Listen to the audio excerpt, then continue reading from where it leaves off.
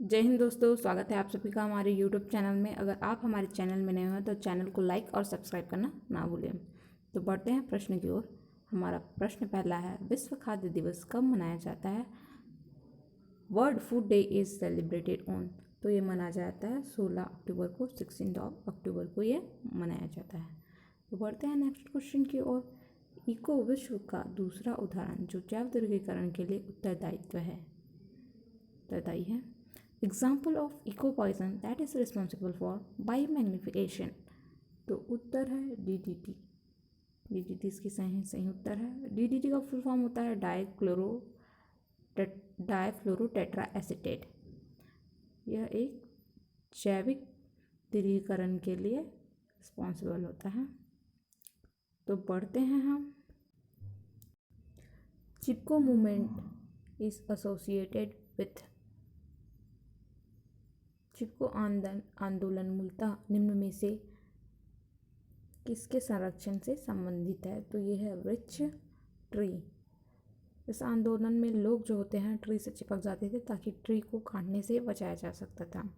Next question है, जीवाश्म ईंधन का उदाहरण है। Example of fossil fuel. Option B, प्राकृतिक गैस, नेचुरल गैस।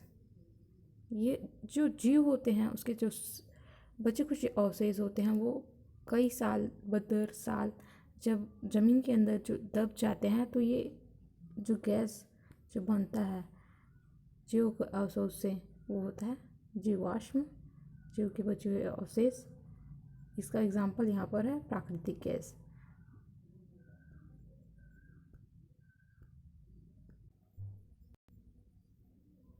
प्रश्न पांचवा, नाभिकीय ईंधन का मुख्य स्रोत है। The main sources of natural energy is. तो आंसर है ए, नाभिकीय विखंडन एवं संलयन, न्यूक्लियर फिजन एंड फ्यूजन। जैसे कि यूरेनियम का जो परमाणु होता है उसका विखंडन करते हैं तो large amount of energy is release during this process. तो ये जो है ये नाभिकीय ईंधन का प्रमुख स्रोत है। नेक्स्ट क्वेश्चन है, निम्नलिखित गैस ग्रीन हाउस प्रभाव के लिए मुख्य कारक है। तो आंसर है D, CO2, carbon dioxide and methane. The main causes of green house effect is the following gas. तो ये होगा option D, CO2 and the CH4 methane. ये ग्रीन हाउस प्रभाव के लिए रिस्पॉन्सिबल गैस हैं। क्वेश्चन नंबर 7, मानव गतिविधियों द्वारा संशोधित वातावरण को क्या कहा जाता है? तो ये है ऑप्शन सी आंसर, मानव जनित वातावरण। Environment modified by the human activities is called anthropogenic environment। 8th question है, निम्नलिखित में से कौन एक अक्षय संसाधन नहीं है? तो ये है ऑप्शन बी, कोयला। Which of the following is not a example of renewable source?